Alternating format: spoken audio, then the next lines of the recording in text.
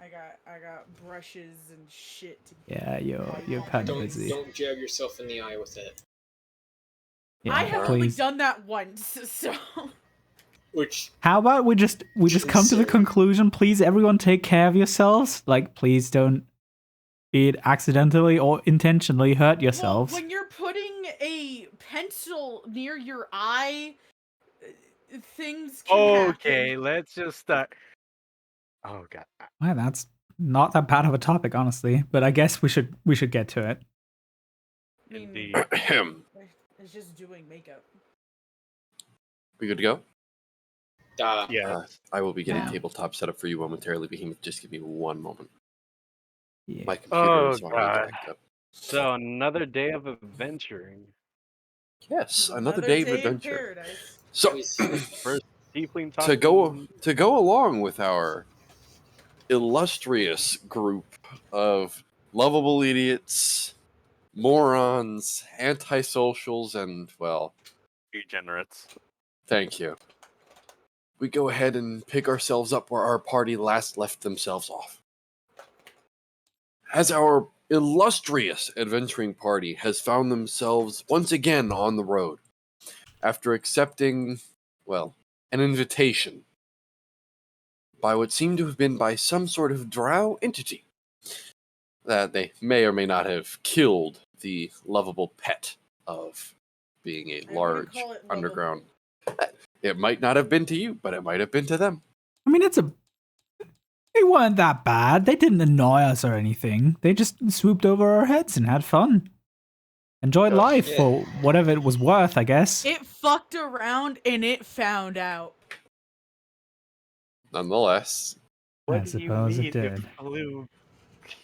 As we go ahead and get ourselves back on the road with our party, after actually pulling a couple of strings and having Brokenridge, their patron lord who has been paying for most of their quests and most of their missions out and in the city, managing to get together what seemed to have been a small accompaniment.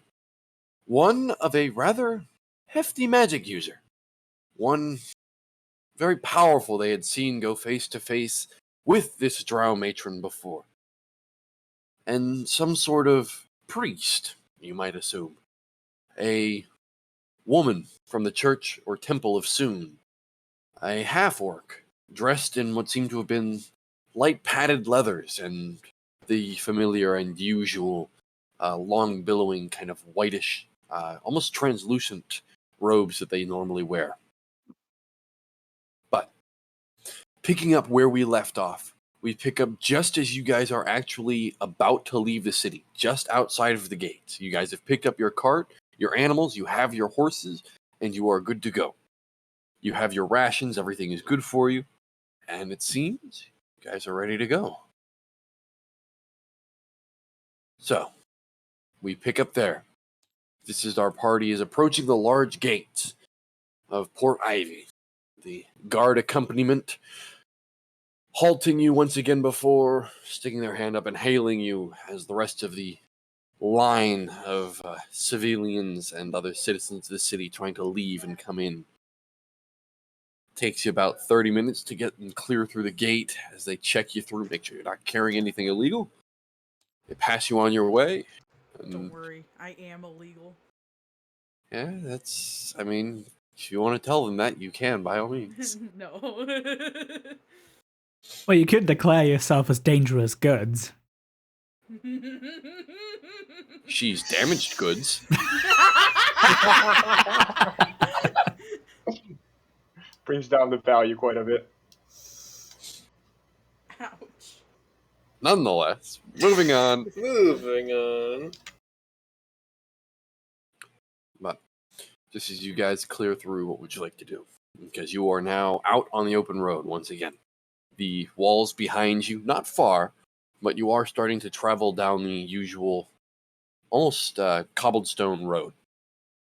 You do see off in the distance how it does get into a bit of a more stamped and well-trodden dirt path, but you do watch that the roads going north and south are still that maintained cobbled road. I will go ahead and actually go get our map up for you. I just realized that we did not have that up. For shame on me. For So, I have a do question. you know where we have to go this time? You guys, actually, for once you do. You have a No, map but and an Rowan invitation. is just asking out. Ah, So, apology. nothing? No one? Or we just... Sorry, I'm just trying to think here. I do have a question for for you, Nick. DM answer. Are you able to? Sorry, are you able to ritual cast while riding a horse, or do you have to Not be stationary really. for that? It's more of a stationary thing because, Okay. well, some spells you can because they're just, well, it's like you're trying to identify something. You could do that while riding on the back of a cart, but that's because technically you're stationary and have enough room to do that kind of spell. Because you need to make the chalk markings. It's wizards and magic users all have the same kind of, okay, if we're using a ritual, it is kind of like you need a space to put a designated rune set. You need symbols, emblems, Okay. that sort of thing. Okay. I just thought wouldn't hurt to ask. No, by all means. You have every right to. I guess Zorm is just going to kind of. He's not going to directly answer, but he is just going to kind of just point in the direction that they're heading. Everything's set up. Well, that's He comforting, I isn't guess. really directly saying where they're going, just that they're going in that direction. You guys And would be knowing you're heading in the north eastern direction. And what That's is kind it of where we have Zorm's- to do this time? And I don't think Zorm has the. Yeah, Zorm doesn't have the what's it called, the invitation. So Yeah, you speaking of wanna use which, that who one. does? I don't know about I think you. Vientus does. I what? You have the invitation. Yes, I still have it on me. So because It's Rowan is around. It's in the Emerald Plains around this area. Yeah, it's around here. It's around there in the Emerald Plains. As you guys had previously been, I'll just circle this out. You would have been here on the previous temple. Now you're heading roughly about 3 to 4 days north. Oh, that doesn't seem too far. Yeah, especially if it's on horseback too. Well, traveling horseback across open plain, while there's no road, I mean, yeah, you guys could make decent time. I wonder if we could find some wild herbs out in the plains. Make use of the alchemy set I have. Eh? He kind of looks over to Nerem a moment. All right, Nerem. When the days end, I need to talk to you, if that's fine. Oh yeah, that's absolutely fine. Just This No, does not when we seem take a shady rest. at all. What? Can one not have a conversation with a comrade? You two are He all kind just of looking looks at each at other weird. Zoram. Zorm is kind of just uninterested, really. He's kind of just going with everyone. He's not really seeming interested in their conversation. Also, Ryoka, what did you do with the child, if I may ask? I gave it to Miss Everlord. Or fuck. Wrong campaign. Miss Everlord? Who's Miss Everlord? Everlord. Who's Miss No. Everlord? Game. You mean Miss Brokenridge? Yeah, Lady That one. Brokenridge. I was about to say, if you gave it off to some random stranger, I think that has... One's, side Wait, note here. One's a witch, one's a rabbit. One pulls the other out of a hat. Think of it like that. Oh my god. Rowan kind of just shakes Also, his I head in love the fact disbelief. that Game is just a glowing, like, just. Can't make out I'm any using details. my hobby light as a light to do my makeup. You know what? Whatever works. You Rowan know, just kind of stares at let's me over roll like, this. you're telling me you gave the demon to the wife of the demon. They're gonna corrupt it. And your eggs is Rowan, already corrupted. Rowan, let's No, be the real. child is still innocent. Rowan, Oh, now time it's with- innocent. Wait, Rowan, listen for what's a he moment. talking about? Demons? If we once we come back, we could ask for the child. I hope. But Oh, what if for the child is now, already? let us deal with what's to come. Let's be real. It's going to be. I have a feeling it's an ambush. So Hey, Ryoka, Yes. who does Rowan mean by demons? He thinks so- tieflings are demons. Yeah, They Wow. are demons. Zorm's gonna speak to I don't speak think to they are demons. Narum I know in they're demons. Draconic, and Zorm's just gonna say, Rowan is not too bright on the subject of certain races. Narum responds in Draconic. Well, I mean, I always knew that he was kind of ignorant, but wow. Shame on him. Isn't that like And, common sense? no, because I'm pretty sure, like just stepping out of the game here, I'm pretty sure tieflings are kind of rare and. I know. really I'm seen just. on see a city of This is a bit. Don't worry. I um I think Narum knows, but he's like kind of just, you know, he should really do Okay. better. Okay.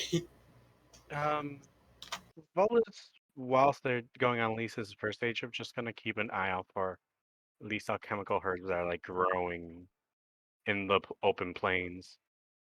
Okay, so you're going to keep an eye out for herbs and such. Yeah, to dabble with a bit of alchemy. I already know Okay. I still have the what was it called? One moment. None. It I shan't was- even grant you a second. it was notes. It was description. Where is it? I don't know. Where is it? King's root and mustard weed. That's what it was. Sure. Make me a survival check. Those things.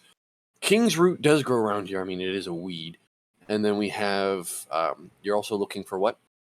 Well, looking for anything that could be classified as a herb, the only ones that he really knows of was king's root, mustard weed, and the other components that are usually in the alchemical supplies.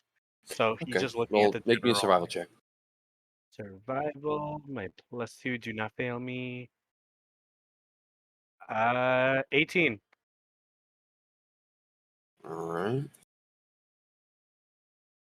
So, you are currently looking around, just keeping an eye out from your horse and continuing just to look over.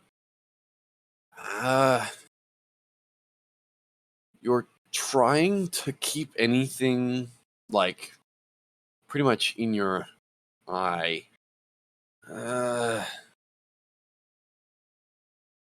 You do find some of the king's root, because that does grow around here. It's very common.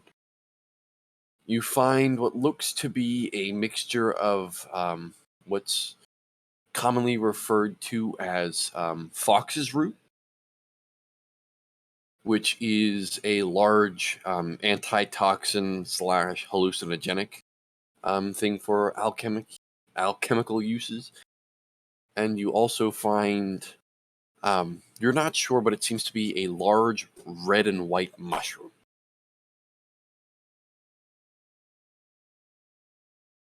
And those are the main things that stick out to you. Okay, I do have one question. Did you? I don't have the properties written down for king's root or mustard weed. I don't know if Okay, they're so anything. king's root normally helps out. It is an anti-poison and an essentially it's an anti-debuff thing. Like you use that thing for like anti-poison and it's essentially, think of it like that. It's anti-poison and essentially like, oh hey, you've been poisoned, now you're not. You've been that sort of thing. Do you know what I mean? Can I have And- $1 for every time you said anti-poison? You know what? I'm gonna shoot you. And then king's root is mainly, it's, as I said, it's pretty much somewhat medicinal. It's hallucinatory if used in the right circumstances. Mainly a weed, but it is used for, well, some potions. You're not sure what potions, but you do know they are used for them. I mean, Well, at you least have the set, I but yeah. At least Buzz knows he can make drugs. I mean, what? I Nice. mean, you could Ryoka is interested. you could ask the alchemist. You know, why didn't I expect anything else from Ryoka? You know, there is an alchemist in the party. Ryoka has a try everything once mindset. Sometimes she's tried something 3 times. Yeah, because Many she times. liked it. You know, sometimes I look over at the activity feed and I'm surprised by how willing people are to throw their money at me. you know God what? damn it. Maybe it's just some random beggar on the street who just decided to throw some gold your way. Who knows? You be throwing them doubloons. I'm just I gonna don't say think this there's real quick. really I'm much gonna that's- sorry. Oh, sorry. I'm just gonna say one thing real quick. I'm gonna thank everyone who anyone who followed or anything at the end of the stream. So stick around for that if you want to. But thank you, Dan. You fucking bitch. Why did you fucking add Alright. that? Said I would pay you. So, I don't think there's really much that is gonna probably catch Zorm's eye at the moment, but he's kind of there, but not there. I understand what you mean. So, Damn, Zorm's getting higher than a kite, I see.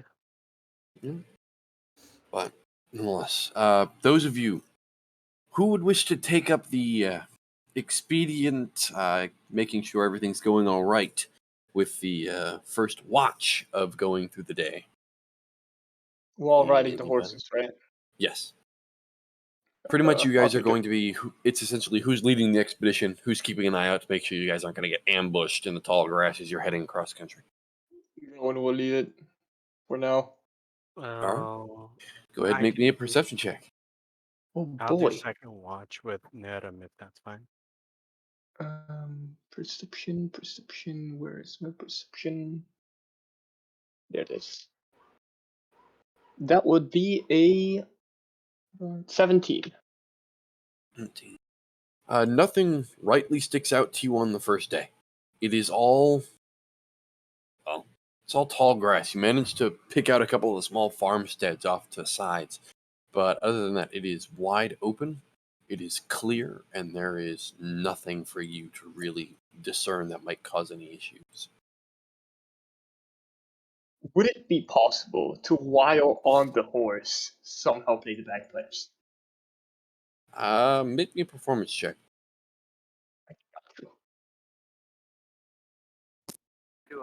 Is he trying That to is a go 12. backflip? Is 12. what I heard. It's not very easy, but you try and get yourself to it, but it doesn't seem the horse is very happy with having a loud blaring sound behind it. So as you kind of try and play it, the horse sometimes like rears off to the side or just kind of skitters sideways, and it's very awkward for you to try and play this on the back of a horse. Horses these days, they don't make them like they used to do. It's either that or you have to What? work on your tunes, my friend. The fuck is that supposed to mean? Nothing.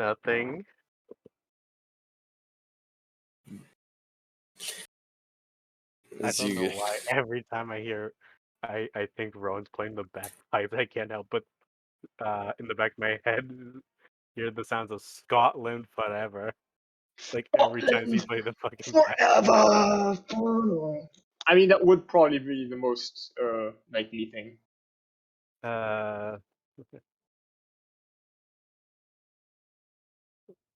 So, as the first day passes and you guys make camp around,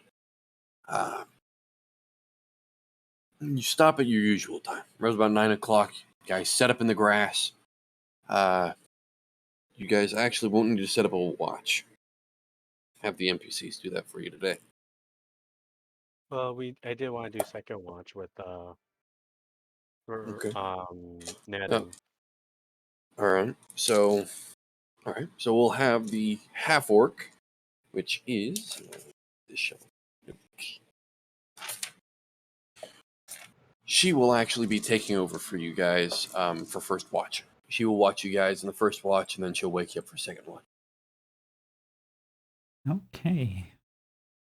all right. And you would know her, as if I could actually find her. Are name. any of the NPCs that are with us tieflings? No. You are currently traveling with what would be Brinau, or what would be kind of translated roughly as headmaster, is Brinau Colleen.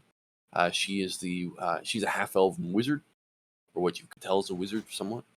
And you are currently traveling with what she announced herself as Chamber Keeper Corial, the half-orc.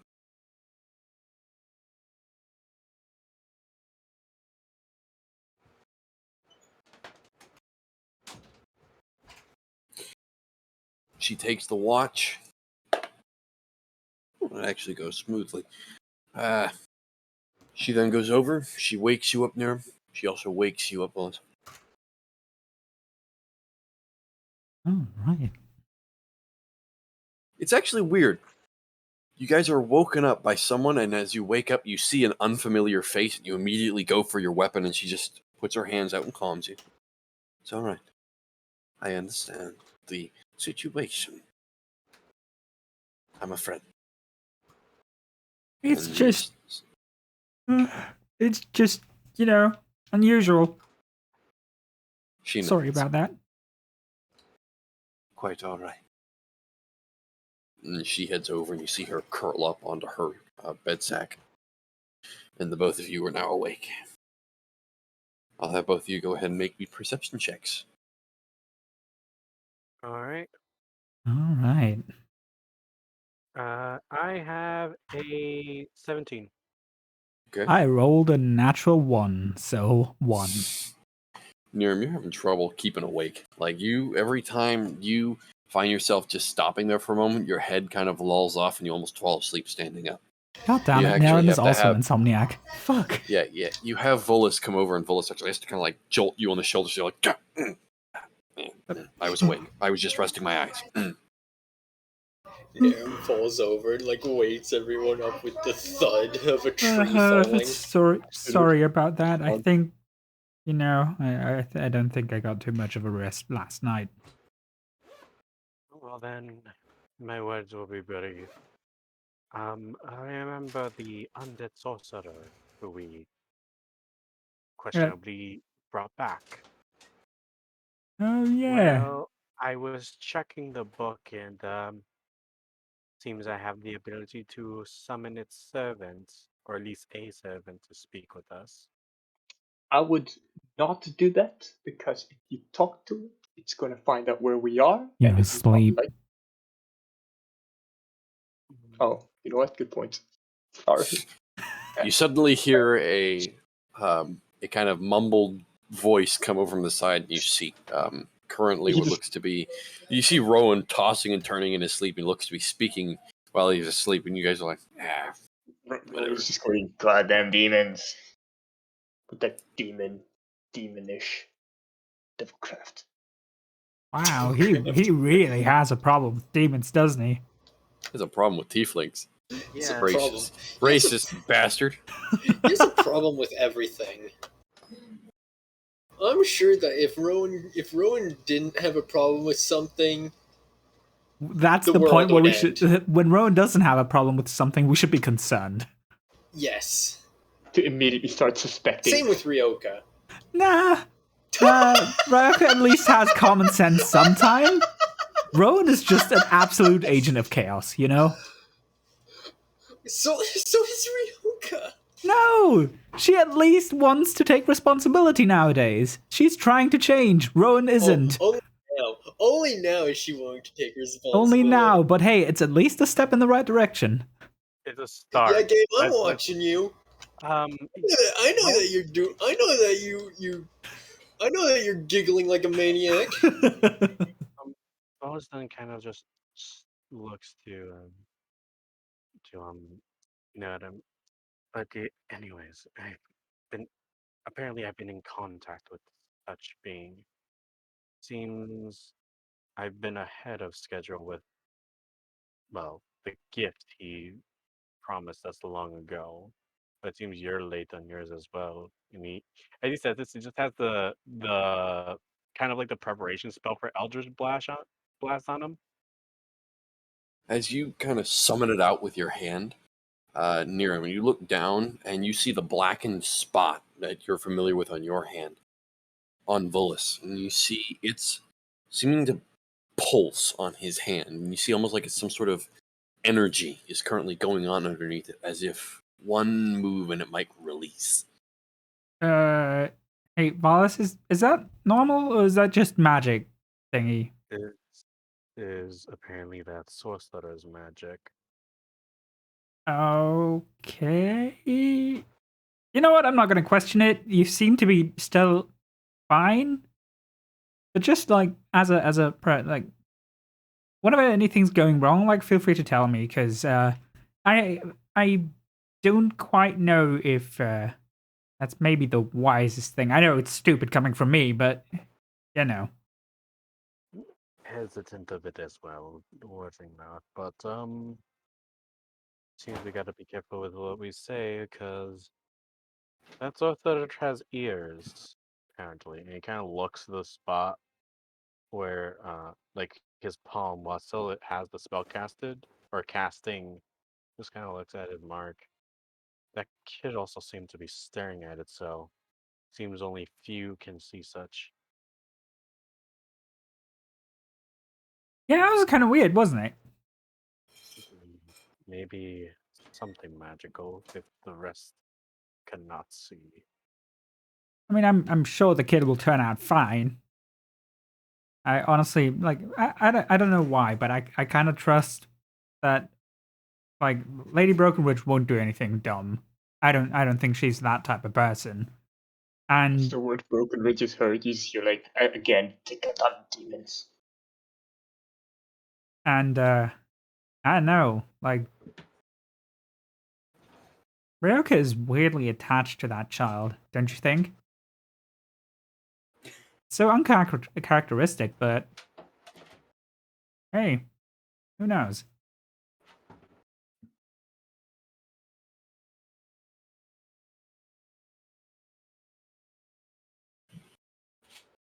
We should As just be. your sorry. Oh, we should be careful. I don't think that child has malice on them, but at the same time, if they could see this, well, they should not. We should not have uh at least be on its bad side if they once they grow up. I Why feel would like it he be plays on a the key bad role. side with Ryoka's mom? Is that fair? Yeah, we should watch out for the child. Mm. Well, Anyways, I'm going to go try to see what potions I can make with these herbs. Just yeah. be careful and, well, if we need to ever summon that serpent, well, I'll let you know beforehand. All right. The magic is powerful, but I feel something corroding with it. It's not healthy. All right. Like you see the Nerum's trying to understand it. He doesn't. He's not bright enough for that. And He's like, I think I know what you're saying, but like, magic's weird. Let's just say that. As you guys are talking, you hear somebody roll over, and it's an unfamiliar voice to you until you recognize it's Brynau Colleen. You talk very loudly. Oh, Believe it sorry. or not, some of us need our sleep. apologies, Mr. Scarini. Just used to the other members being more heavy sleepers. Not everybody can be expected to be some of your old compatriots. She rolls over. Anyways, and he starts speaking in a lower tone. I'm going to go try to work with the alchemy near him. So keep a watchful eye out. All With right. that, I'll just go. Or As soon Yeah. as you leave, Volus, about 3 minutes later, you kind of look over and you see Niram is currently standing there with his head down. You hear a soft snoring. Oh, I forgot to say this earlier, but when we had it, everyone kind of went down to sleep. Zorm is kind of gripping his bag, Okay. so like he's kind of hugging it close to him. You guys see, well, you wanted to see, you see Zoram currently holding his bag like it's a teddy bear. But as the night watch passes, I will have, it's, make me a straight, I'll say, intelligence base check for you, Volus. This is just going to be entirely, because you don't have the time needed to make a full potion, because making a potion requires 8 hours. fair. Oh, I got 18 plus 23. You managed to get most of the way through some sort of potion. The color is starting to come through, but it'll require a few more hours of work. But just as the sun is rising, you look and see that some sort of almost a grayish green, almost a sickly green to it.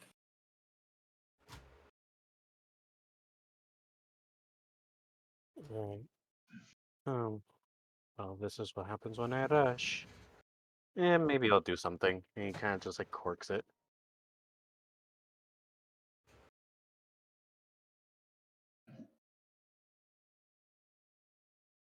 All right.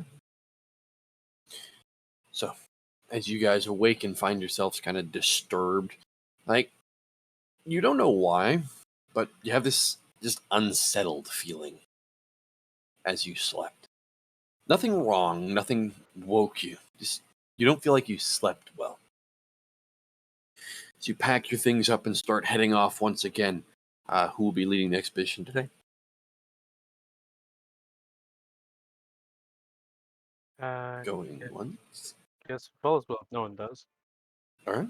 Go ahead. Make me your perception check, sir. Perception. It is 16. 16.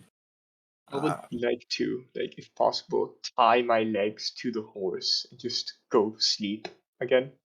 Okay. Yeah, you the horse is very uncomfortable with this, but as you tie yourself down and start kind of nodding off, you find yourself almost falling off the side, but due to the nature of your legs being tied around, you could fall underneath this horse and be riding upside down and be fine. You know what? Sure. But at the moment, you are currently just riding along with it, kind of jostling around with the riding, kind of the meandering kind of pace of the horse. And you manage to stay up somewhat. You wish me to roll something for it? I'll say, just for the sake of this, make me a general dexterity check. Dexterity. Actually, no, this will be animal handling. Make me an animal handling check. Hey, that's a 19. All right, 19. Just straight You 19. have bother. no issue at all. Just kind of like staying up on the horse while you sleep. There is no issue at all.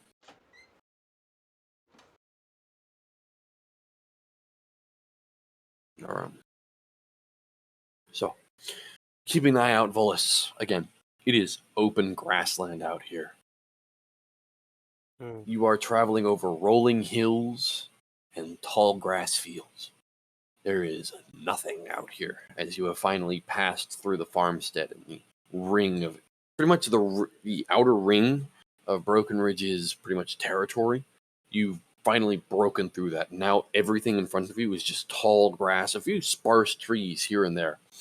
But you look over and you see the large, off in the distance, about maybe 4-ish more days out, you see what looks to be a large string of tall hills that look to be of almost an emerald green-like quality. And you once again check the map, check to where you're going. Looks to be the same direction. Continuing to move forward, the next day passes without anything. It's almost getting boring, and you feel uneasy. You guys aren't used to this. You're used to something happening. There should be something happening. But it's quiet. Rowan is just gonna start humming. Alright. Just a common folk song, I guess. You start humming, and soon enough, the sun sets. You guys once again set up camp. Zorn would like to spend some time working on his bag of holding again. Go for it. Make me an Arcana check.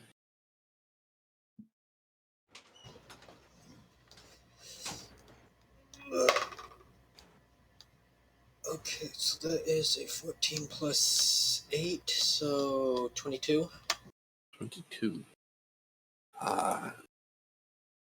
You focus upon your bag of holding, and you now have yet another day marked off. You're about 2 days out.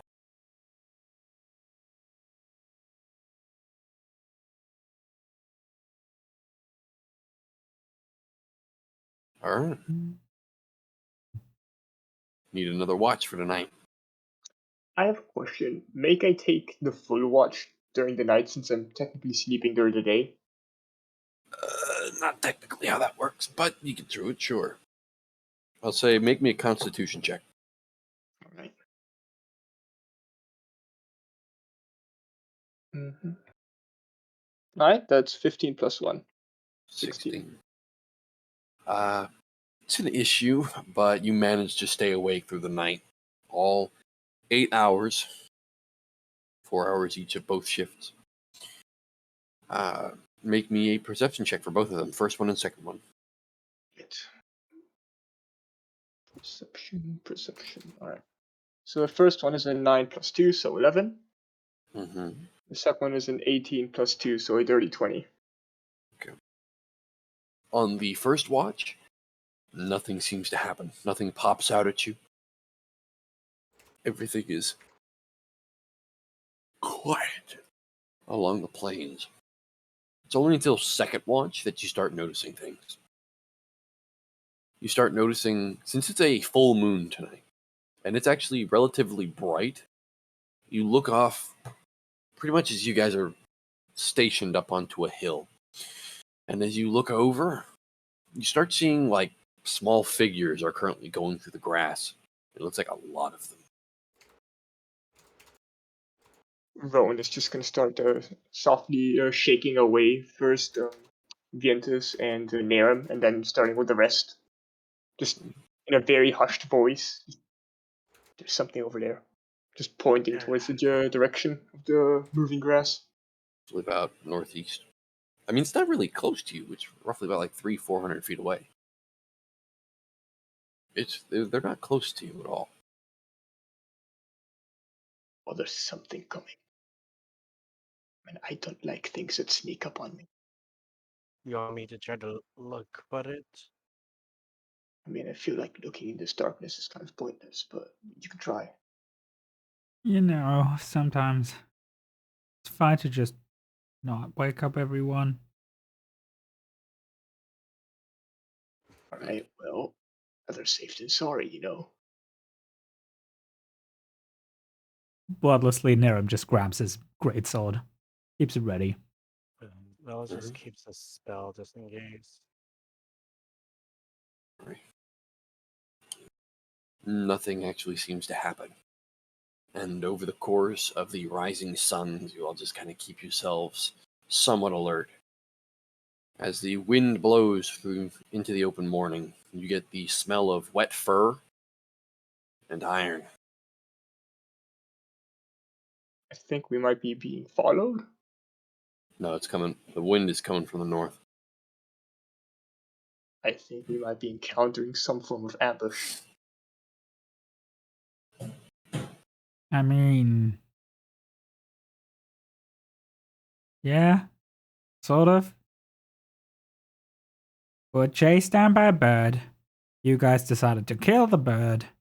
I did not decide to kill a bird. I'm just generalizing, sorry.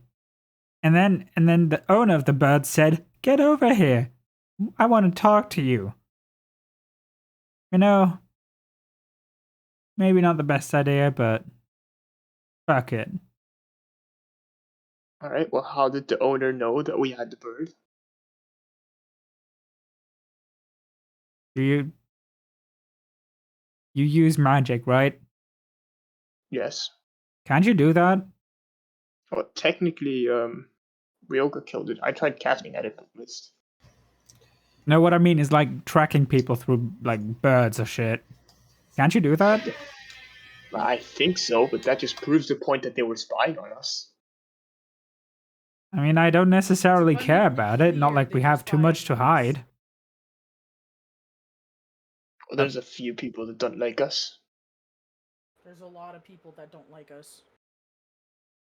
I mean, you're having issues with the entire guard force, but that's another issue. I don't have issues with the entire guard force. There is a wanted poster for you in Port Ivy. They don't know it's me. It's Wait, still you, what? though. Oh, have you not seen it? Doesn't really look I've seen her. I've seen like a hooded figure. That's wait, not what Ryoga, exactly though. does the Apparently, I accidentally killed one of them. what exactly does the text for the poster say? So the text upon the wanted poster says that wanted for the harm and near murder of a guard of the city of Port Ivy under law and control of Lord Brokenridge, hereby found guilty of their crimes and are to be hunted and imprisoned. There is no name given, but there is a small picture of what looks to be some sort of a pirate-like man from a distance away. You see kind of a defined chin like Ryoka has, but much more masculine instead of feminine at the face. Does any of the people that have accompanied us from Port Ivy have a copy of that poster? Nobody ever took one. You're the only one who really took any interest to that. And Ryoka just kind of shrugged it off. She's like, it's not me. I saw it in like passing. I don't have the exact like image in mind, but it looked. How much like, was she worth? Oh my god! The bounty? Yeah. 600 gold. Okay, Ryoka. You're worth 600 gold that city. Right? You think about it, I'm gonna put you 600 feet under. No. Okay, think of it this way. We can go in, turn you in, cash in the money, and then break you out. But then they would know for sure who I am. I can disguise you. He just starts like pulling out clothes that he's collected over the time. It's like, What? The answer is no. why it's not? almost like 600 one of gold. those comedy movies where he's starting to just pull shit out of his back, and you're not even sure how it fits in there scene anymore. From Sinbad. Do you have like a magic essentially, wardrobe? I don't know. I just have. Okay, Zorm is working has been working on a bag of holding for several days. And Near a week almost, this actually. This guy comes out pulling shit out of his pockets like it's no big deal. Pockets. I mean, not You're just like, one. I've spent so much time on my work, and you mean to tell me you've had this all along? Like, do I even need to make a bag of holding for people? I mean, it's just 3 sets of like clothes. Don't forget, we do have a cart now with 2 chests and 2 barrels. Rowan still carries everything with him, like even What have having you been both working buckets. on then for? He just has like both the buckets attached to his belt. So think of it, right? We do this, we get 300 gold each. I'm not an expert, and I might not be the most intelligent person, even though Neither I am I. might actually be the most intelligent person in this group. I wouldn't give yourself that high of a standard. Go ahead, think of the number I'm thinking of. That's what I thought.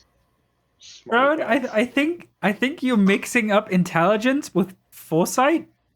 Same thing. That's no. There's a difference between intelligence and wisdom. Bro, just I- kind of looks at I you in a have confused none. manner. Wait, you can read As, minds if as you're this wise enough? discussion continues going while you're walking, you just hear an exasperated sigh as you look back. You see Colleen is just currently pinching the bridge of her nose listening to this. And you Ryoka looks at her see- and is just like, "The fuck's your problem?" Okay. I would like to specify that Rowan has like one of those faces that he's just done with the group right now. He is right now just really just sick of their shit right now. Now Ryoka just has no cringes clue what's as going she gets on. a Like really he's bad genuinely wondering. idea. Rowan is just like whispering for it. Right, to Ryoka, he's like, okay, make 300 gold for each. Once your jailbreak goes public, right, your bounty's gonna go up. It's infinite money. We don't catch on. Oh I mean, if we do it twice, I highly doubt they'll I am catch on. going to murder you two. I am going to murder you two for But the you are sake of my Ryoka brain has a cells. Ryoka has a Uh. look of "I have a really bad idea" as she's looking. As towards you're moving Colleen. through, just as you continue walking by, you guys are starting to enter into a clearing, what looks to be a large kind of pond between the hills. It seems to have just been a basin here. And just as you're coming up to it, you see bodies. Huh. Ellis then says, "Guys, enough dicking about. Something's up ahead." You think so? You really think so?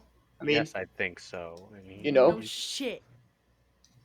Well, So you We're I'm guys- gonna dumb. go We're not investigate. that Could I- dumb. could I get off the horse and Questionable. just very lightly tap one of them on the shoulder with the like toe of my boots? Just like, are you alive? Hello? Hi? You go over and you poke the body. It looks humanoid until you see the face. It is dressed in a heavy, near plate armor. And there are about half a dozen or so of these. And you see one of them is currently just face down, kind of bobbing in and out of the water. And you see the rest of them are just kind of scattered about and looks to be a small camp. How damaged is the armor? The I gotta armor go in, itself, like 10 minutes. I understand. But looking around, it's make me survival check. Let me quick check what my proficiency bonus is. Survival. Oh dear. That's a 5. It looks pretty damaged. You have no idea of how you might repair it or bring it back. All of them look damaged, right? Yeah, all of them look like they've been hacked to pieces. Would I be able to like scrape together different pieces? Not really. I mean, with what you rolled and a combination of pretty much what's going on and how they died, there is no way. It's like most of the armor here, most of the good pieces of it would mainly be like shoulder pauldrons, would be some of the greaves and some of the gauntlets, but that's it. Like the rest of the arm guards, the chest plates, everything else is just broken. I would like to take one of the gauntlets. Okay. Yep. You take it, you now have a metal gauntlet in your inventory. Nice. Why can I already Why- see what's going on? You don't see shit. I think I have a very good idea what Poppy's planning. The rest of you going on, you see as Colleen is currently looking over, and you also watch as Corial is currently just. The half orc looks very intrigued, and she starts going through the pockets. Oh, Rowan just sees it. His eyes light up and he's like, that is an amazing idea. And starts doing the same. Well, that's interesting. As Coriel actually pulls out what looks to be a small scroll of paper from one of the pouches on what looks to be a more heavily armored of these figures. Well, that looks like a map. And rolls it back up and tucks it into her pouch. However, I might ask any of you if you might know who any of these are. I Yes. can take No. a gander, and that's when Volus's attention looks to the Make where me the a wisdom check. got you. What did you say the creatures were? You don't know. You just know they are creatures. They look humanoid until you see their face and body. What does their face look 17. like? 17. These are hobgoblins. Rowan would just like turn to I Rio. God, I think they're her recall cousins. these are hobgoblins to be correct. I think more over evolution of normal goblins, I believe. Nothing that not any that I can recall specifically. Means that there was some fight that got them all slaughtered like this, unless there's other bodies around. Make an investigation check if you want to look. Gotcha. Do so at advantage. The half-orc will help you. Or Coriel will help you. Okay, thank you, because I got a 1 for my first one and a 25. A natural 20 plus 5. I cannot make this shit Oh, up. we're opposites. Alright. You do find bodies. There are about 4 other bodies. 2 of them are currently submerged in the water, and the other 2 are scattered about in the brush. There are Null Corpses around here. The fight between gnolls and hobgoblins. Can't say And they you were. do find something interesting about these Nulls. They are uniform. He tries to look for any insignia, any like coat of arms on them. You look over. You find just about on the left breast of where their kind of patchwork hide armor would be. You find a small snarling flail. You see what looks to be a whip. Attached to the other end looks to be a spiked flail with a snarling face behind it. Hey, Zoram, Nan, do you think you know any of these insignias? Zorn's gonna walk over and take a look, see if he can And recognize anything. Naren will do the same. And Rowan would like to, like, on a piece of paper, start more or less recompiling from different bodies how exactly the full uniform, the full armor would look. Okay. Looking over, you're able to do so. Make me a performance check. That is a 19 plus 4, so 23. 3. It's actually pretty easy for you to do. You go through, you open up your small journal, and you start sketching through with your small pencil, essentially, and you start going through. Yeah, more than easy enough for you to do. You sketch about what they look like. You sketch the coat of arms. The hobgoblins themselves, they do have their own coat of arms, but you can see that, well, whatever it was that they were a part of is now no longer a thing as they've been killed.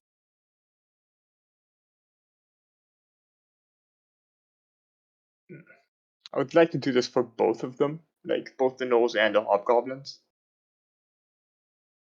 The hobgoblins have what look to be a small crown. It looks to be some sort of a mixture of a thorned crown and some sort of a large kind of pointed tusk tooth that looks to be just on their shoulder guard.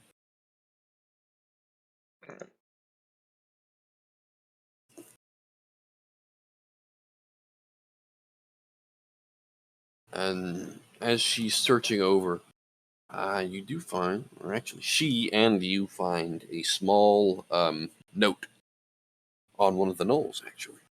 Small what? Note. N-O-T-E. Oh, okay. Note. You find a note on one of the gnolls. What languages do you guys know? Infernal and common. No. The person who found it, which would be Volus and... Well, fuck Fulus. I Why do did that speak. me for? I do speak Goblin. I know Common, Draconic, Elvish, Infernal, Primordial, and I have Comprehend languages. I speak Goblin, Common. Give me a second. Where is it written? You're gonna have to give me a second. I may not be smart. Sorry. We already knew that. All right, Common, Elvish, Goblin, and Orc.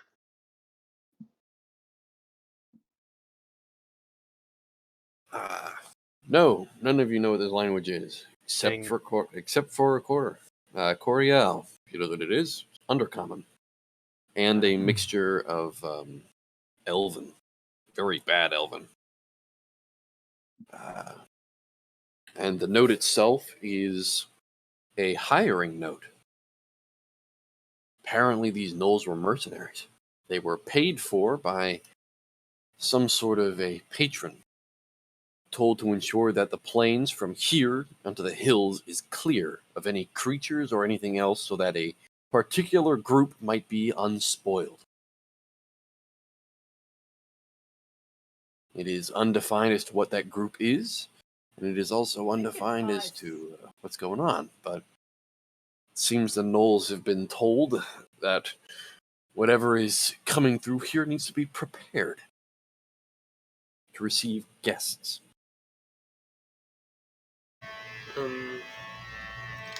So me and so Zorm and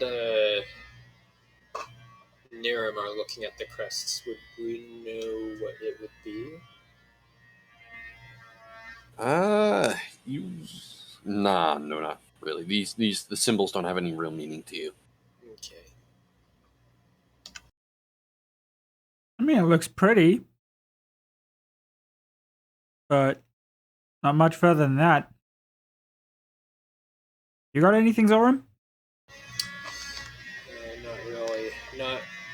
Not really well versed in hobgoblins or gnolls, really. Oh, well, it was worth a shot, right? Yeah. Alright. So, do you guys continue on?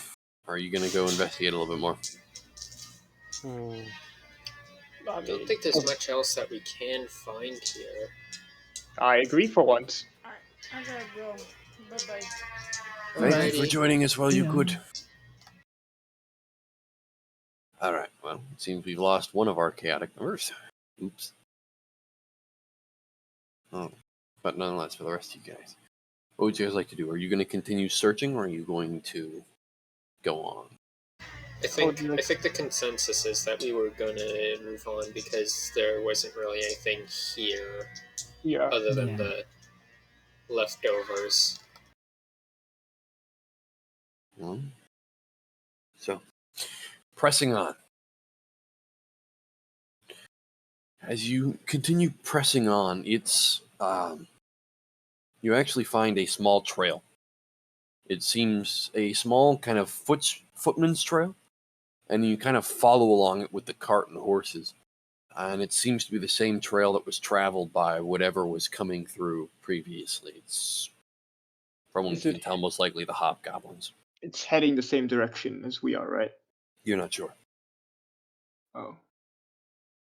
As the pathways branch out all throughout here, it seems whatever it is that travels through the grasslands does so a lot. And there are a lot of things that do it.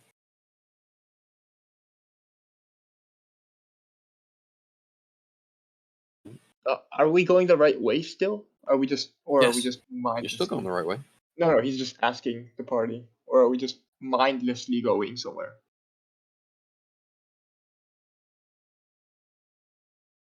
I mean, seems like it. I don't necessarily think we've come off course. So, Alright, fair enough. Let's keep going then.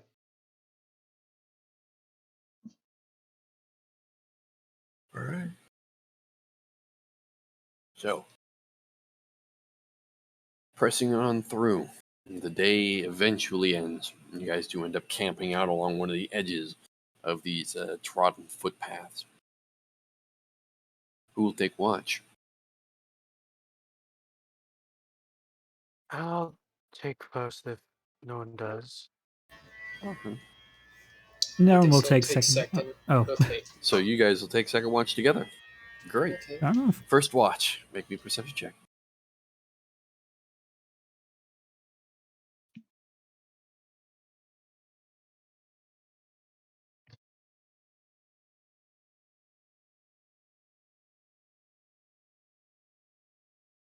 First watch. Phyllis. Yes, perception. I don't know why my thing's not like rolling, but perception. Here we go. 15. All right. Once again, you, however, not familiar with it, but you think you finally understand what he meant last night. You see groups of figures going through the grass. And you see they're small groups, but you see they're currently going through the grass here and there.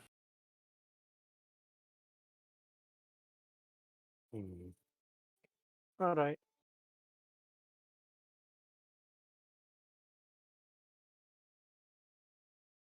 He remains with caution, but are they approaching the camp?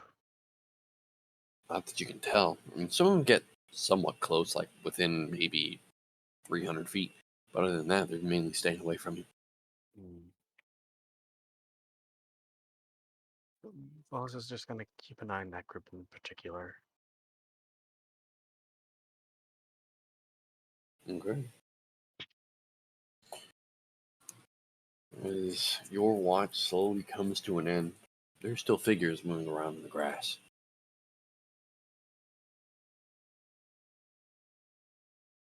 But you eventually go over and kind of nudge awake Nurum and Zoram. What? I'm out. You're done for the watch. Keep an eye out. There's groups. Oh. Okay. And, yeah, I suppose it's time for the second watch. Alright. Second watch. Go ahead and make me a perception check as you guys are slowly awakened. So, for Nerum, that's a 19.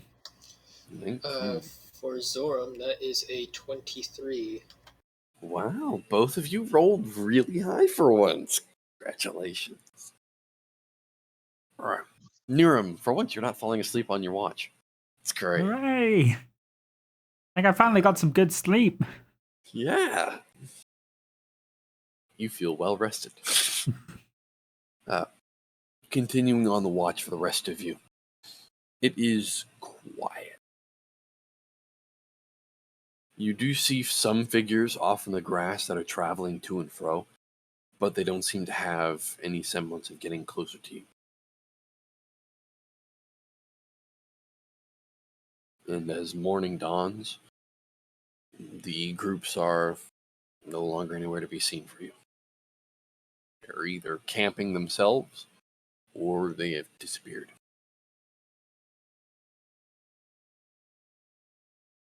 Well, that was weird. If they're not bothering us, we better not bother them. And I suppose we'll wake the rest of the group up and get ready to go. Mm-hmm. Rest of the group is slowly awakened. You don't actually have to wake up the half-orc. You actually see the half-orc is currently awake, and you see she's currently stretching and doing all. From what you can tell, you're not sure what it is, but from an out-of-character thing, she's doing Tai Chi, or what a more medieval thing of it. It's like you see she's currently moving through a bunch of fluid motions, and you see almost as some of you are familiar with this, Zoram. It's almost as if like some sort of magician going through casting something or even preparing to cast something. You do have to kind of wake up Colleen. She seems to be rather heavy sleep.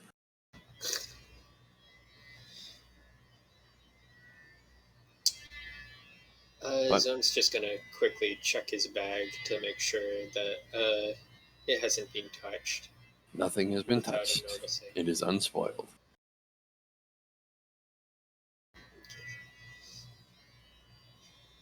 Just to make sure, he also just checks to looks in it, he's just doing that. Make doing a that, perception check.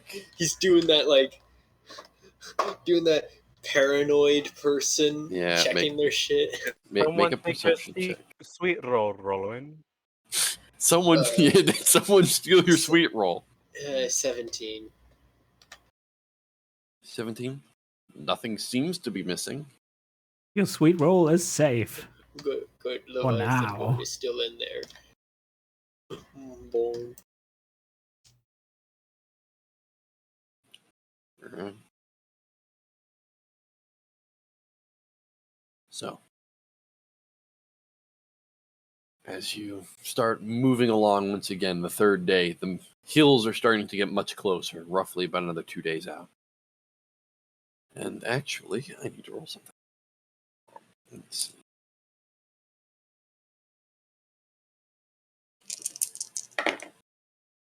Alright. You run into nothing on your travels. Everything is clear. You do actually run into more corpses. 3 more instances of this. You run into another set of hobgoblins, a group of orcs, and what seems to be a small band of, well, you're not even sure what these are. They look elven, but their skin is green. Very, very weird creatures. Their skulls are normal, but they seem to be somewhat expanded. There's only 2 of them. But I'm assuming Zorm wouldn't know anything about these creatures, would he? Or wouldn't have read anything about make me a straight intelligence check at disadvantage. Disadvantage. Yep.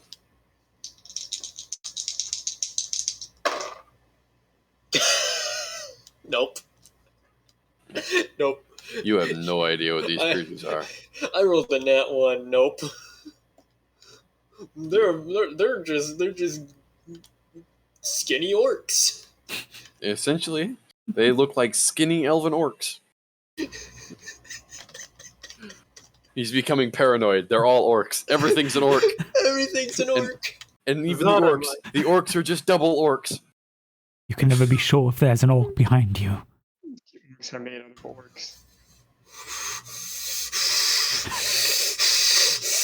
I just spat everywhere. Oh, jeez. He's a spitter. He's a quitter. I had some saliva in my mouth at the time I was doing that. I was no. Ladies and gentlemen, we have our first quitter. Our designated quitter, ladies and gentlemen. So, nonetheless, moving on. As you guys continue moving along, you reach the hills, and I'll say, for the sake of brevity, you don't have to roll any perception. Nothing's going to run into you that will cause you any trouble. So as you make it to the larger than usual hills that seem to be guarding this small ringed pass of the Emerald Valley, or the Emerald Plains at least. Heading up the hill is a bit of a pain in the ass. It's a bit of a slow-going trail, since it's, again, you guys are not traveling with a road. It is tall grass, and it is pretty much soft mud that you're going through. Eventually, clearing the hills, you do pop over and see a almost familiar sight. You see, in this almost center of this valley, there looks to be a small divot of a hill surrounded in water. However, there are no clouds above you that seem to be different or seem to be anything of unease. seems like this is just a natural basin of water that surrounds this small hill with a crack to it. Looks like there is a deeper way into the center of that hill. As you look down into the valley.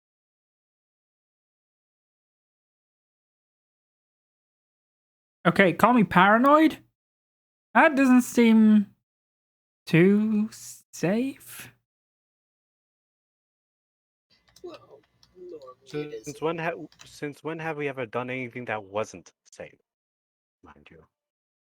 Don't you mean when have we done anything that is safe, not wasn't safe? I was about to say I could probably list a couple of things. Like that, you remember that excursion into the sewers? Yeah, it probably wasn't safe.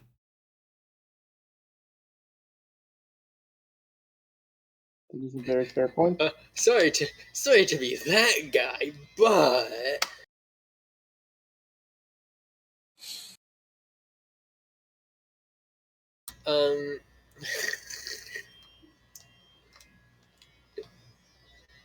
We're just standing there like there's something like on a purview, just looking at that hill. We're just like discussing this. No one's moving. I guess maybe Zone will start making his way. There's an exasperated sigh as you guys watch as Colleen just makes her way down. She's departed you guys for quite some minutes ahead. Like she didn't seem to want to stay and chat. Zone's gonna follow. Yeah, Nerum's gonna follow as well. I might be squishy boy, but I'll at least stick with. I'll stick myself between two meat walls. Just casually look at Niram, and then casually look at Ryoka. Ryoka just looks at you and squints like, "What? You want to look at me?"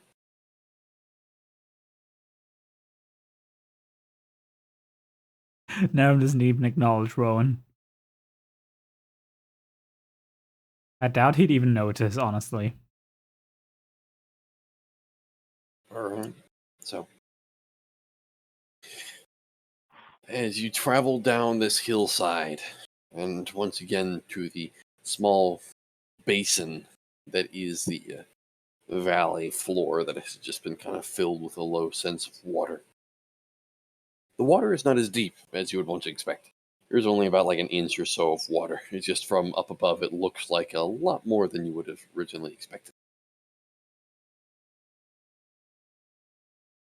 Wading through it, however, is a bit more of a pain. And it's almost as if trudging through swamp water. Like you're almost tripping your horses over roots. The cart gets bogged down every once in a while, and you have to get out and start pushing it once again. And it's just a genuine miserable time. Eventually, you finally get to the base of this hill. That's just kind of this solemn hill with a large crack in the center of it. It looks to be just large enough for a human to fit into.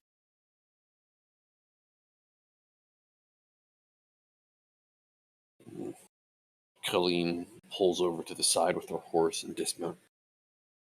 Looks at the rest of you with a rather unseeming look. Kind of a flicked eyebrows. So, are we waiting or are we going in once again? I think. In my opinion. I feel like something to prep before we go in would be a good idea. Like maybe like a spell, just to make sure that no magic kind of sneaks up on us or things like that. If that is, everyone is down to do that.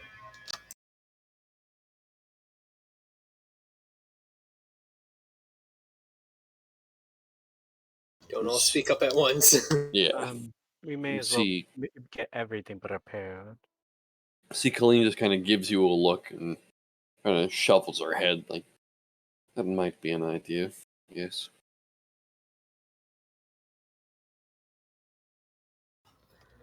Okay, hold on. I'm just seeing what I actually have as prepared here. Ryoka sticks her hand up and goes, I say we just throw Rowan in there and let him sort it out.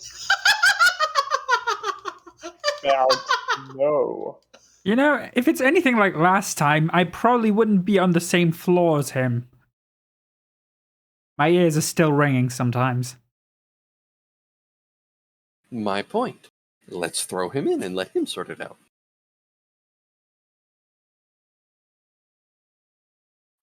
No. Anyone opposed? Other than Rowan? Hold on 1 second. I too sacrifice Rowan to this. Ryoka kind of gives this devilish grin over towards Rowan. Rowan is just gonna cast invisibility. You know that that meme where the guy just does the like gang sign just disappears? Yeah. That's just Rowan right now. Yeah. Peace. Time to use the Disappears. spell. I mean, what? I'm kidding. I'm kidding. I'll go in. Like while invisible, he just says, "Go in," but I call dibs on anything we find in there. As you As go, long as it as you doesn't go blow you invisible, up. Ryoka just looks at you as she's trying to find you. How does she look at me? No, she's trying to find you. Like her eyes are following through, and she hears your voice. Rowan Her is eyes just kind of gonna like flick to your lightly general move direction. around. He's Well, not you can staying keep the same whatever place. is in there as long as it, if it doesn't blow you up. Deal. No deal, Rowan's because you're gonna die. Rowan is just gonna go in there anyway. There's no better incentive than greed. I guess if they're planning on letting Zorm do this, Zorm's just gonna start ritual casting detect magic. It's going to take 10 minutes. Yeah, this is if they allow him to do it like this. I mean, there's nothing out here that seems to be, like, stopping you. Mm-hmm. So he's gonna do that, unless someone objects. No objections. Nope. You do see Colleen just kind of leans back onto her horse and uses it kind of like as a backrest as the horse just stands there, leans down, starts chewing on the grass. The half-orc Corehal just lounges about. She does watch you kind of interestingly as you go over. And she watches the rest of the party. And Rowan, you start trudging your way up and getting to the entrance into the lower portions of this hill. One moment. I need to do something very quick. So, as you start sliding your way in through, you being nominally skinnier than most normal humans. I mean, I'm doing this like the same way I did before, sticking to the walls, going slowly. I understand. I'll say go ahead and make me a stealth check at advantage. Oh boy. Alright, well that is a 28. 28. I rolled a 19 and an 18. Okay.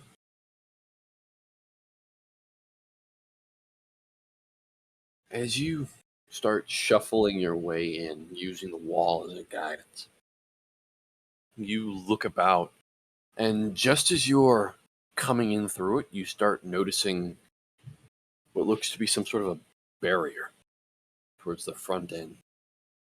And just as you get an eye around it, you see what looks to be 3 dwarves. But not dwarves, they're too pale. Their skin is purplish white almost. And you see they have thick beards of a bone white, almost a peppered gray as well beard. And you see they're currently lifting what looks to be large chiseled stones, and they're currently shuffling them into what looks to be some sort of a barricade. The further you get into it, you look over and see 3 gnolls guarding over them.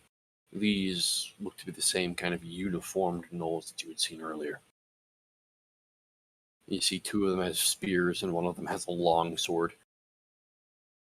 And just shuffle by.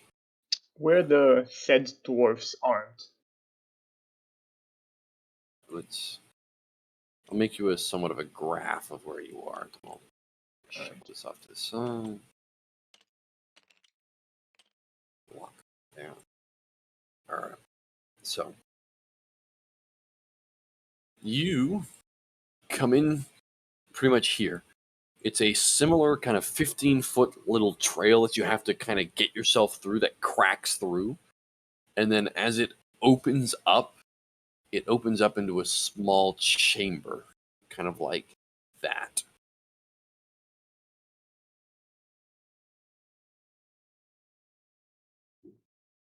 You have a barricade, what looks to be here. You can't see that. I'll put it in black.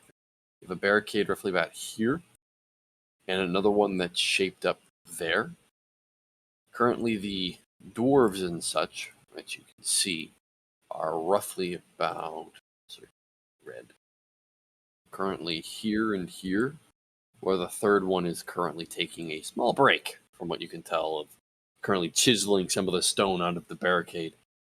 The gnolls are behind them, roughly about this back wall, just watching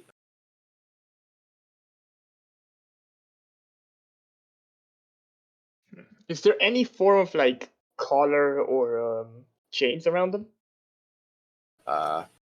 Make a perception check. Alright.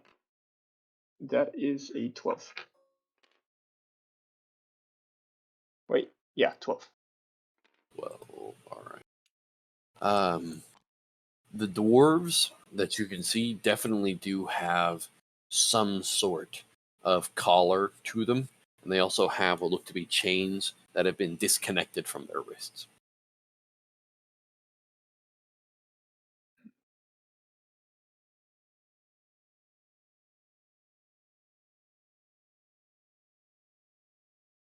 Right. Well, I would like to, as silently as possible, to continue walking down the hallway over here. Okay. One moment. Let me get some models for you, just so you can have a better understanding of where everything is. Okay? Yep. You have your 3 gnolls to the back. Here. You have the 3 dwarves currently working over here. This one's chiseling. And you are currently making your way through them all. Very softly and silently making your way through. Like, I would be using like any noises that the dwarves would be making while working to hide my footsteps. To the nature of what your stealth check. About there. Alright, as this chamber continues, it opens up, and you see there is a familiar essence of white stone here. This is definitely another one of these temples that you have previously encountered. As it opens up, you see more of the reliefs along the wall, denoting some sort of long school of fish, or a tentacled monster, or some sort of large underwater creature.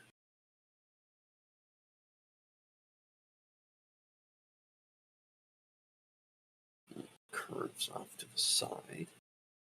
You continue making your way just past. As you pass by the gnolls, you pass by the last one, and just as you pass by, you hear a gnoll starts sniffing the air as you pass by. You hear some sort of grumble and a growl.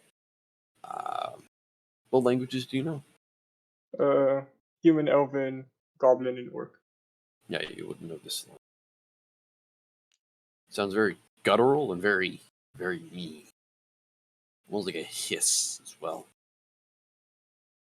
Poor Rowan. His natural aroma of freaking cinnamon buns gave him away. Right. as you pass, just as the knoll's about to turn over and continue following this scent, one of the other knolls, a much larger knoll, walks over, just kind of poof, knocks him in the back of the head, and snarls something.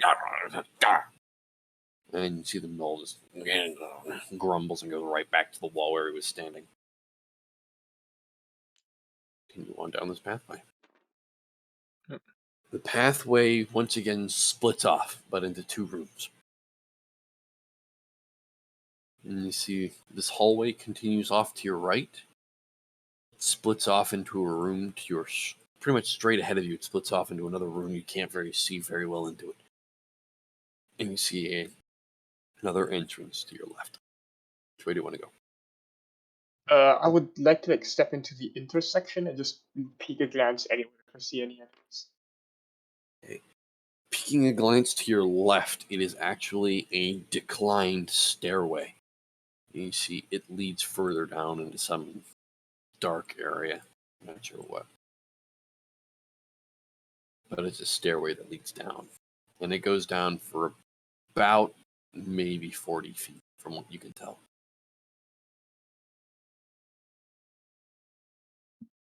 Looking ahead of you, you see just into the room what looks to be another one of these small prayer rooms.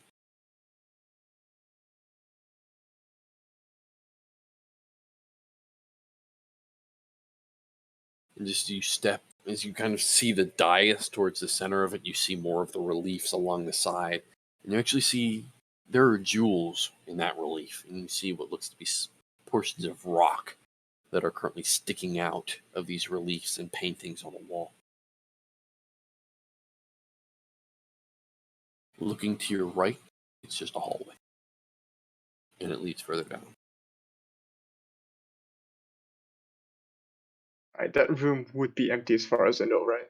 As far as you know, it's empty. Right. Would like to head back to this room here.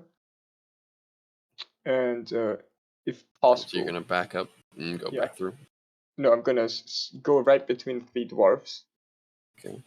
And just tell them, just in a very, very low whisper, cover your ears, run, before moving back towards the knoll and casting Thunder Wave. With my ears well closed. Just drag my head.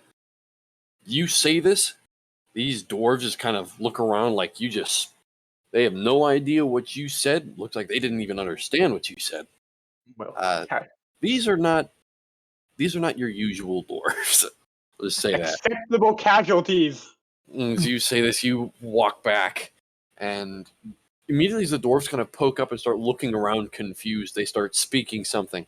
And you see as the larger knoll kind of listens in, and they start speaking the same language with some sort of accent to it. And the knoll steps forward and pretty much runs into you as a poof. And the knoll looks down into the area you just ran into, and you just feel this heavy presence of meat and muscle just run into you, and you're like, oh fuck. And you cast it. I believe it is a con save or a dex save on all of these guys. Let me check for you. I would like to cast it at 3rd level. That doesn't help. I think it's a con save. It is a con save, yeah. Awesome. That's what I was thinking. Hold on. Let me give you the con save really quick. It is a 14 to be for the dwarf number 1. Fail. Dwarf number 2. Fail. Dwarf number 3. Fail. Knoll number 1. Fail. Knoll leader. Fail. And the other knoll. God, I couldn't roll higher than a fucking 7 there. Fail. All of them fail. Go ahead and roll damage. As all of you outside just suddenly hear this loud cacophony of a crack of thunder and lightning.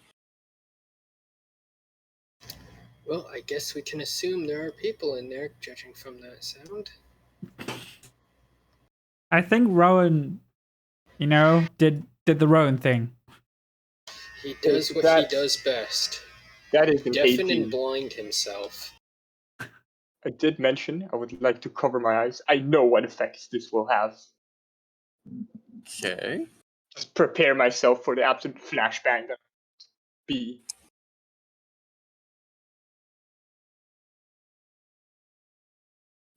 Any damage here?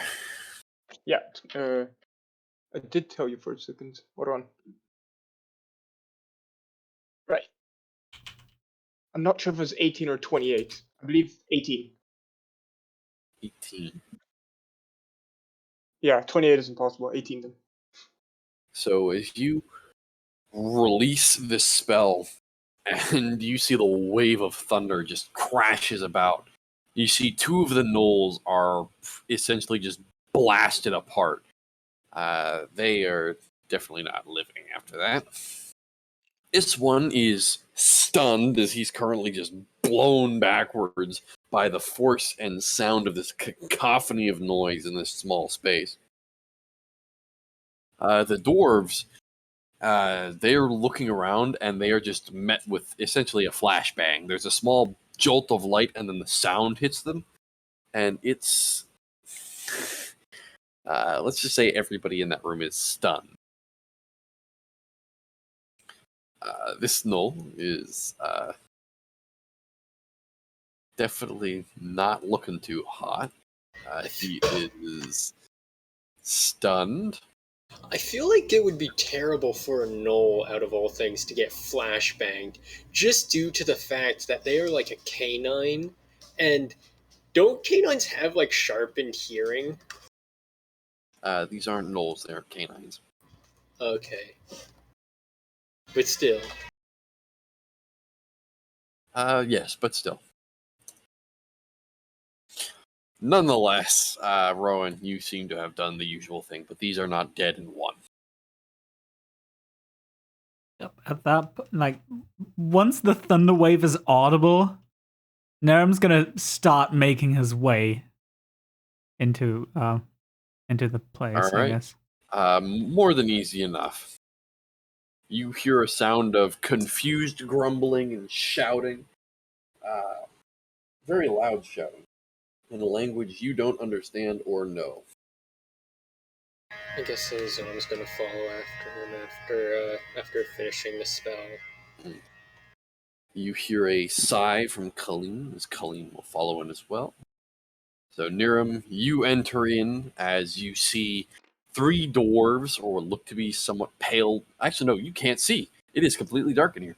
Oh boy, I guess he's gonna take the time and get out a torch. Okay. Followed by Zoram. And Rowan would like to take the chance while the gnoll leader is stunned. You strike him with his short sword. Make an attack roll. Very well. May I do this at disadvantage since he is stunned? I mean, at advantage. Yes, you are doing it. All right. Attack.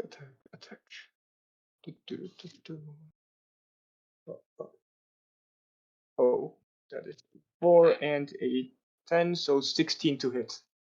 16 just hits. Go ahead and roll damage. It's d6. So that is 6 damage. 6 damage. As you smack at this, pretty much this gnoll leader, he's, just as he's stumbling about, you actually manage to catch him right in the side of the face, and you hear a crunching of bone. He's definitely out.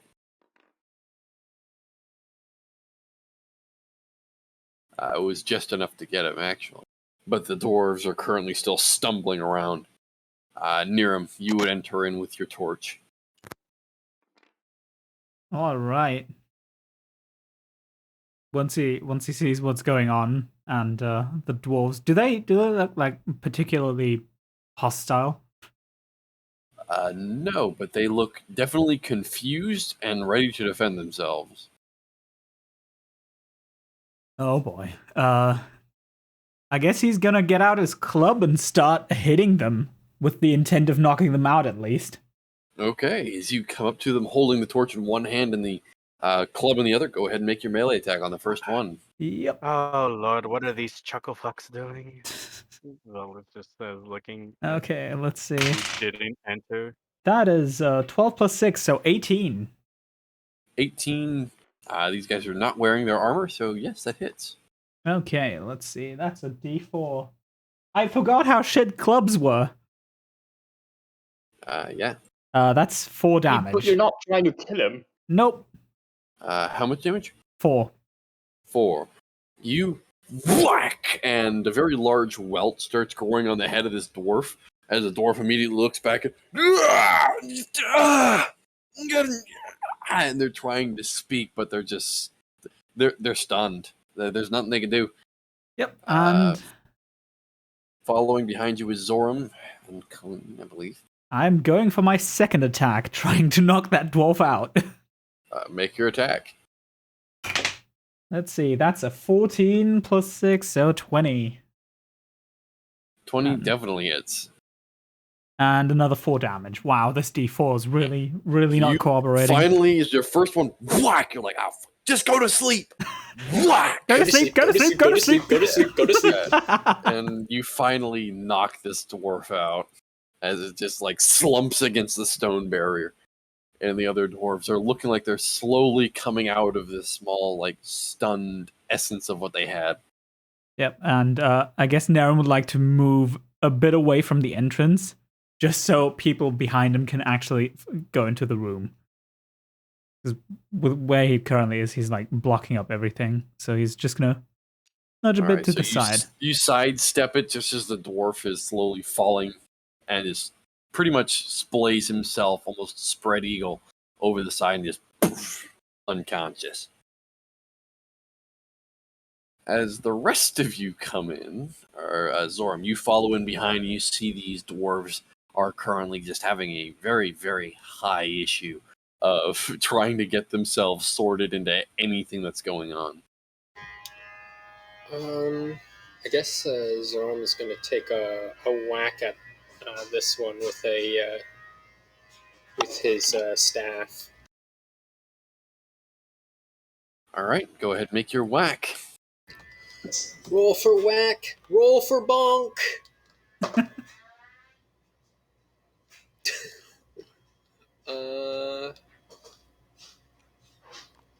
That is a dirty 20. A dirty 20. All right. That hits. Go ahead and roll some damage. I forget how much a quarterstaff does. Are you dueling it, or sorry, are you dual handing it, or are you one handing it? Dual handing. Okay, this would be a D. I believe it should be a D10 because it's or D8. Sorry, it's a normal D6 if you're one handing it, and D8 if you're two handing it. Okay, so he's just doing whack damage. Yeah, just a whack. Plus 2, so that is 9 points of whack damage. Yeah. 9 points of bonk. Niram, what took you 2 hits, you see as Zorm comes in and whack in 1. Dang! Boom. Where have you been lifting?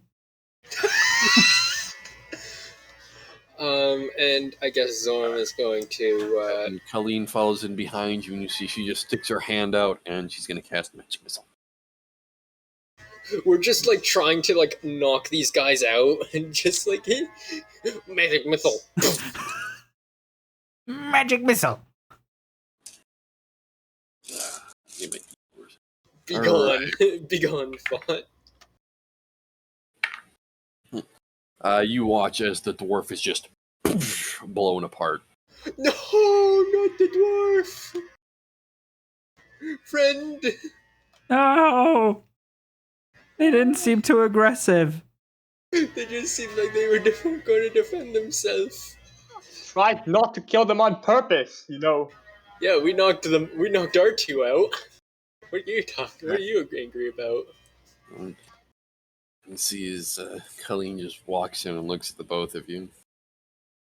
These aren't dwarves. They're evil. They're Duragar. Oh well, stabby stabby. Oh.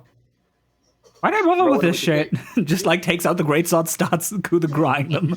Yeah, You- same here. You just go over and finish them off. They're dead. They know have that- no way to defend themselves. They're completely unconscious. You know that one scene from JoJo's where he calmly sips his tea before joining the others and beating someone? I'd like to Let's go with apologize. right now. Also, I'd like to just take a minute to apologize for like the weird like buzzing that you're hearing in the background. There's a saw going off, and like it's in the garage, and it is as muffled as it can get. I am really sorry that you guys can hear that. Shit happens. So Volus is behind you guys, followed by Clyde, followed by Ryoka, followed by our illustrious Coriel, and then Iris holding up the rear. Coriel, that coward. I'm joking. It's just an OC prank. Stop! The camera's Yes. right there, bro. As this happens, and you finish the fight and you kill off the rest of the dwarves, Colleen walks in and kind of shuffles herself over the barrier with a dancer's grace. She just shuffles over and gets over the top of it. And Rowan, she are you looks here? she looks at what's going on, and she one moment waves her hand over, and yes, he's right in front of me. Rowan, how's your Wait. ears doing? Wouldn't Roan's invisibility them have the dropped time. once he cast Thunderwave?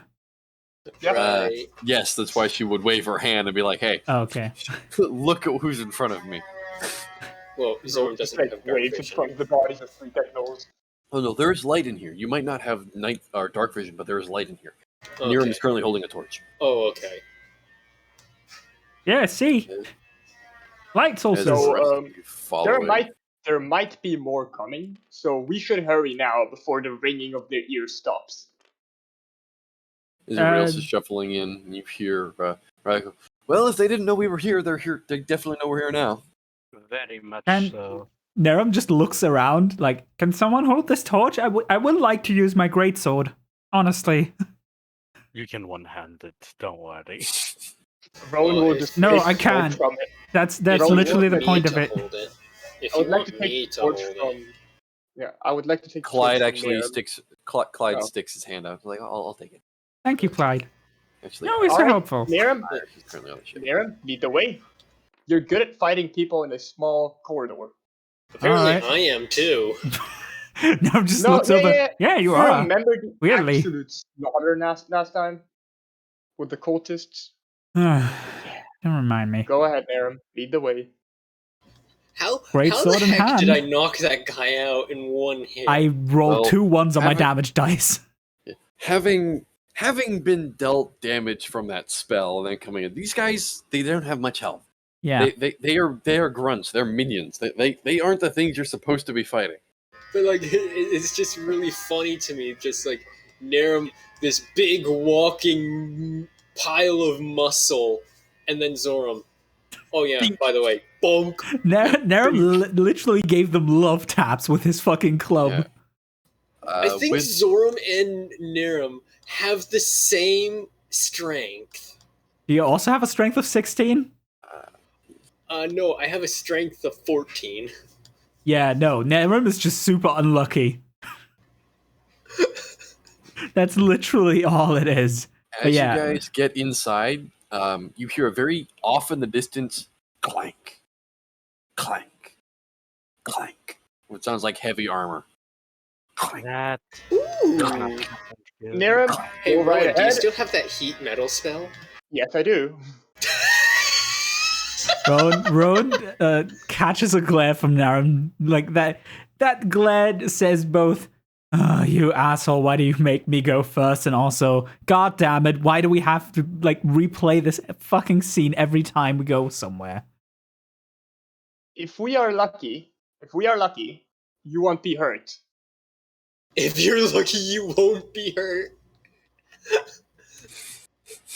Begrudgingly, If you are hurt- Narum. Oh god. If you are hurt, I promise to cure you a little bit. Does that sound fair? I feel like I Alright, should let's go. go behind. I feel like I should go behind Narum. Rowan is just gonna step in, like as Niram passes, step between. Yeah, Narum will take the lead, I guess, towards Alright. the steps of heavy armor. Zoram You're is going to a try and step stay forward. nearby. I mean, we can Joke's like on you, both it's a stay golem. behind him. We can technically both stay behind him. One looking like out on the left, the other on the right. Yeah, I'll be on the right of him. All right, Rowan's just sitting on the left. Volus just so gets a Niram spell. at the front. Where's Volus? Volus is gonna be right next to Niram. Next to Niram. Alright. After that, Rowan, where are you? I'm like peeking out on Nairm's left. Okay, peeking out over that. Say Kalina behind you, Zoram. Following? Beside Rowan. Alright. I'll say Clyde holding the torch would be as central as he can get. Ryoka will follow in behind, and Coriel will hold up. Because Where's Iris? Niram has. Iris technically isn't here. She was okay. shoot. Yeah, okay. Fair Rowan enough. is. In the meantime, Rowan is just gonna like take out the gauntlet that he got earlier. Okay. It's a component I need. Yeah, because Zorm has Zorm has healing a healing spell. Yeah, you guys don't have a cleric. Yeah, Yeah. that's kind of a backup character. That kid was a backup. I think almost every person in this party Everyone in has this a backup party has, character like- that is a cleric. If we get TPK'd, we're gonna pull a Joe Cat, and where we just end up making the Amen. I Oh have my God. no cleric at all. I've like no backup character at all. Make a clerical team called the Amen go and make Tiamat give himself a swirly just because of how fucking broken clerics are. Yeah. It's Clerics the same are like a fucking full weird. team of like orcs that are bards and just call it an orchestra. Orchestra. 5. You 4. can technically 3. cover. No, that's a mute. Nope. Mm-mm. That's a mute. I gotta drop the bad hammer on you, that one. CC your existence. As you guys continue moving through, you hear the clank, clank, clank, and it's starting to get louder.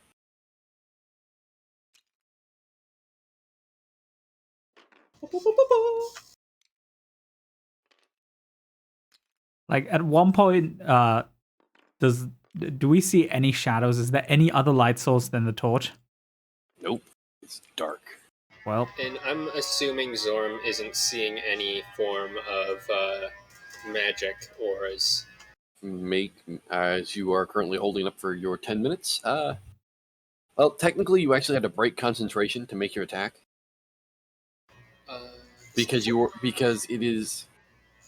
I know that sounds weird, but for the nature of how you were doing it, you casted it ritually. So then you come in and you just double hand something and you attack it with your two-handed staff. Okay. You guys shuffle forward. Just as you turn the corner, you do run into what seems to be 2 more gnolls as they are currently making their way down. And you see the moment they run into you, they stop, and you see they draw their weapons, but they don't look like they're coming towards you. it just Naram looks at them, looks at the rest of the party. I think it's time we start this, right? Just like Well, Zorm can't see what you're seeing. Naram just like steps in front of them, greatsword in hand, goes, "Oh, good evening, ladies and gentlemen. I suppose welcome to this shit show," and starts swinging. Okay. You step forward. As you step forward, they're actually stepping back. Oh. Oh, These are smart gnolls. These are smart gnolls. Can Volus... if he sees them back down, he doesn't necessarily follow them. He just like looks back to his party and says, "They're backing down. There's something going on here." I would like to just look behind us in the other hallway. You look down. Not much from underneath. I mean, you now see, looks like a soft glowing green light coming from down the stairs. Other than that, Are the steps coming from there? make me a perception check. That is a 2 + 2, so a 4. You have no idea. You're hearing Niram's voice, and you're hearing the clanking, and you have no idea where it's coming from.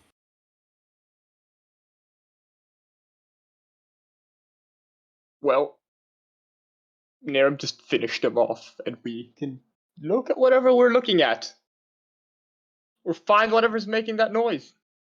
All right, I guess now I'm just gonna like lunge forward and go for a reckless attack All right. on the first You Null that's in charge front of me. forward just as they're trying to back away from you.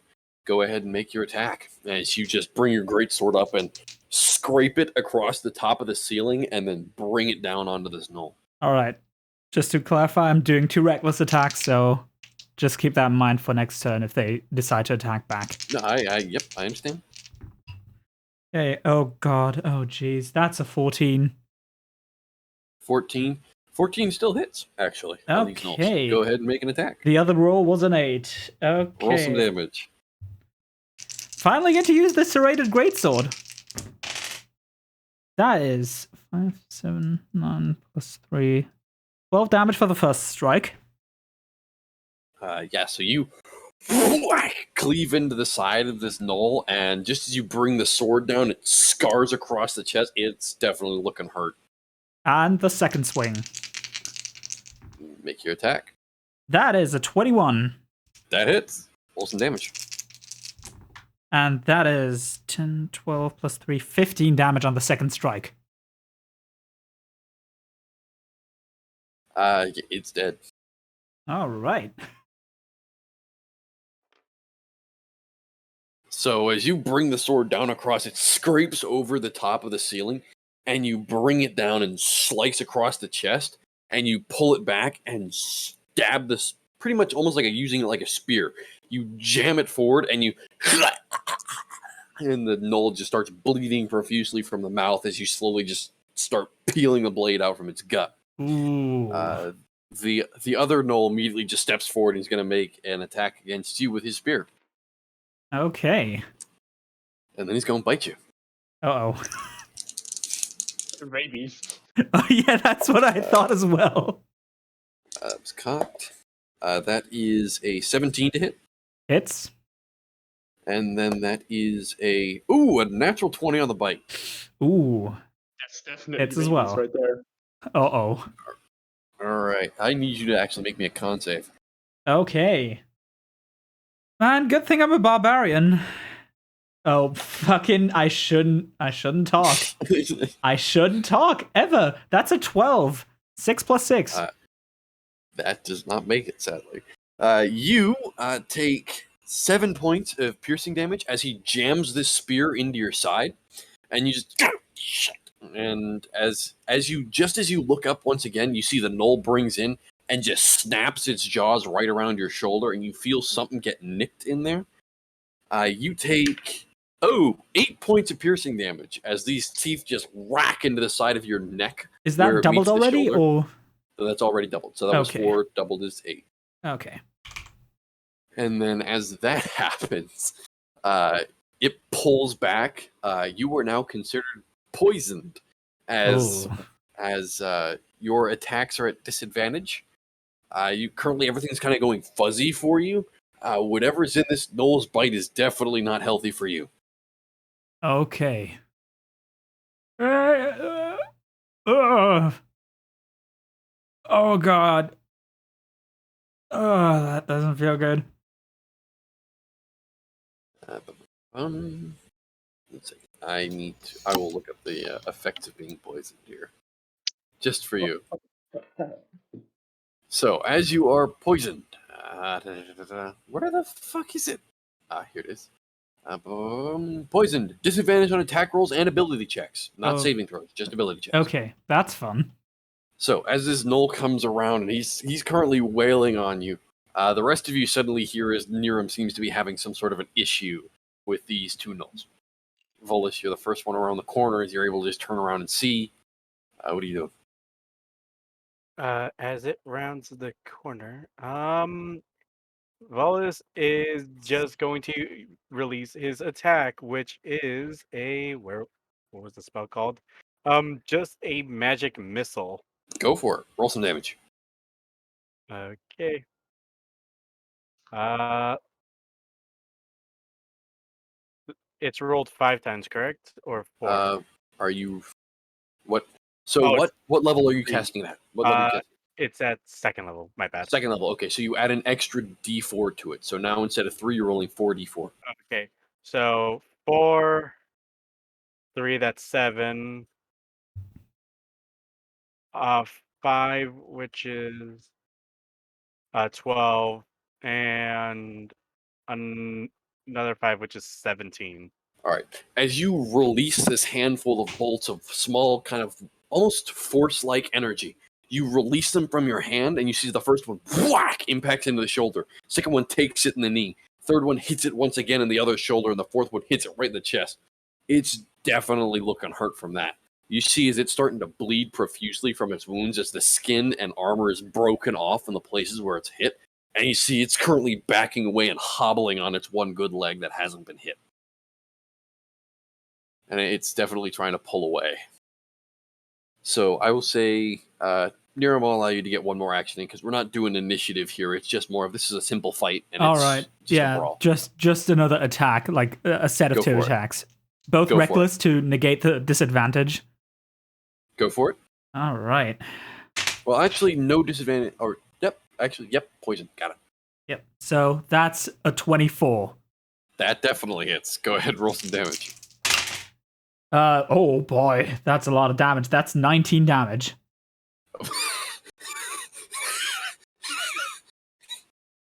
You cleave this son of a bitch in half. Oh jeez. You bring your sword across. You pretty much scrape it once again across the side of this, and you hear a loud as it scrapes across the side. And then as you bring it across, you impact into the side, but you put more strength into it than you thought you did. And as it impacts into the side, it just cleaves right through like a hot knife through butter. And you just bisect this Null. That was almost max damage. Holy shit, that was a 6 and 2 5s on my 3d6. The only thing you could have like maxed out even more is if you crit. Well, if I like technically my max damage with a crit would be 39 damage if I'm not raging, and 41 or 42. I don't remember if my rage damage increased already. Plus, I think at your level it should be a +3. Yeah, then it would be 7 42 damage on a max damage crit for one attack. Christ. Well, actually, technically with my cards, it could be more. So, Oh boy. I didn't pick a card for the Nulls because a bite isn't something you can do something special with. It's just, oh, he bit you. So Yeah. I'll just double. All right, so continuing on. You guys still hear that clank, clank, as it's still shuffling forward.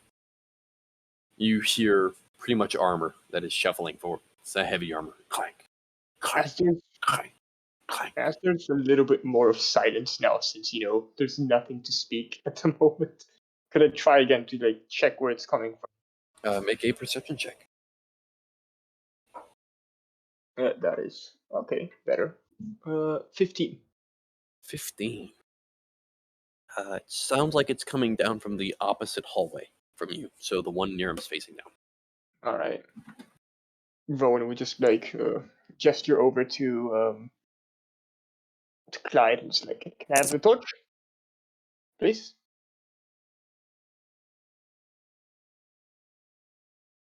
I assume he grabs the torch then. Yeah, Clyde hands you the torch. Yeah, he would just sit there with the gauntlet in one hand, the torch in the other, just waiting. Right. Just as you wait, you see coming down the hall, just illuminated on the very edge of it after waiting for another minute, you see a empty suit of armor that is currently just kind of coming down towards you with a familiar imp mounted to its shoulder. Or imp-like creature currently mounted to its shoulder. Rowan casts heat metal on the suit of armor. All right. I believe this is a second. See here. You cast it. It takes the damage. It takes 2d6, I believe. Let me read through this. 2d8. No, 2d8. Go ahead and roll the damage. Yeah. I'm guessing there's like no Constitution saving throw on it since Nope. it is really the armor. No, this is the armor. Is the armor? That's it. It can't take itself off. Right, 7 damage. Oh, Fire no. damage. You see, as the torso, the chest plate, just immediately starts superheating, and the imp just kind of nestle on the shoulder. You hear it speaking out once again. Well, she won't be too happy you killed off what she paid for. But then again, you did not know they were paid to expect you. Oh, Our illustrious host, my master, waits for you. She invites you to dinner. And this would be when Cullen can... Oh, I hope it wouldn't be a bother, but we seem to have brought more than the invitation stated. The imp just kind of looks up. Arrangements can be made. Very well. And looks to the rest of you. Well, let's not keep her waiting to anger her anymore, shall we? Her ears are already rather upset. Oof. And as that is said, and the rest of you start walking forward, we'll go ahead and end today's session there. okay. Well, Bravo, Raggy. that was unexpected that the Knolls were paid for. Well, not quite. But Well, considering the fact that they backed off and weren't for feral. As stated when I introduced the Knolls before, they look to be uniformed. They have what seems to be some sort of coat of arms. yeah, but we kind of Perhaps started off maybe on the wrong mercenary. foot, maybe. Acceptable casualties. The wrong foot might have been a thunder wave. Maybe. Ah, well. I'm sure it'll be fine.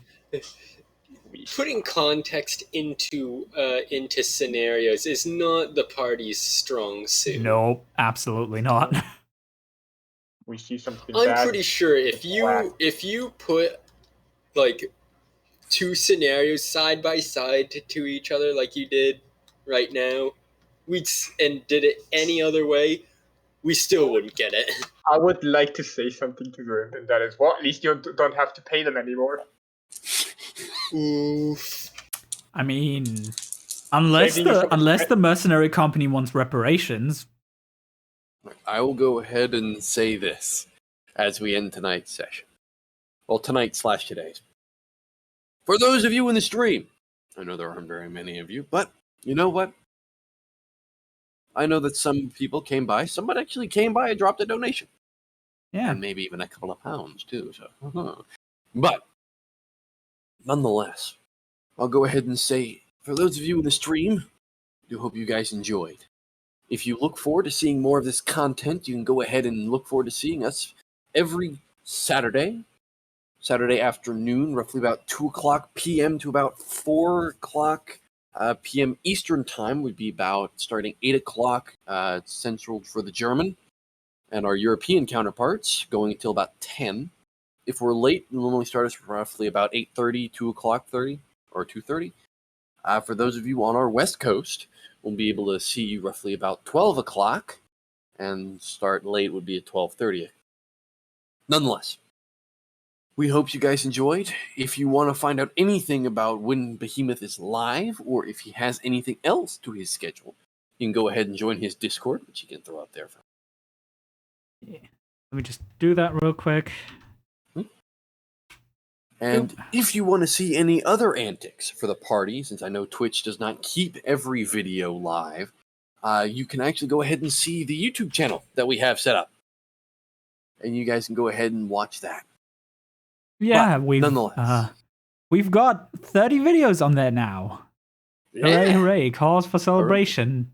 And a headache for me if I'm ever going to go through them to make a supercut. But again, nonetheless, for you guys, I'll go ahead and say we really do hope you enjoyed our antics. We look forward to seeing you in the next one. Perhaps if you want to come out and see some more, we'd be more than happy to have you. But I'll go ahead and hand it off to Behemoth and let him tell you about what's going on for the rest of the channel. And I'll part that. All right. Thank you very much, Grape. And again, thank you guys for hanging out and having fun with this. Mhm. But yeah, I would like to thank everyone for coming out, especially Dan. Jesus Christ, both a subscription and €20 just back to back. That is insane. Thank you very much for that. I hope y'all have a lovely day, evening, night, whatever it is for you currently. I just wanted to mention, like, D&D, I hope this is going to be as regular as it is. There shouldn't be anything in the way of it. I'm just hoping that it stays this way because I really enjoy these sessions, and I'm happy that people who drop by, be it even for just 10 minutes or so, really do seem to enjoy this. And I'm very thankful to everyone who makes this possible. On the other hand, I think I might stream occasionally in between sessions because sometimes you just feel like wanting to do that. And also, you might want to keep an eye out because I might be appearing somewhere else. I might notify people of that. I might be hanging out with other people. But we'll have to see about that. Nothing set in stone yet, but if there is something, there might be notifications on Discord or somewhere else. Hope you have fun, and see you next time. Bye-bye.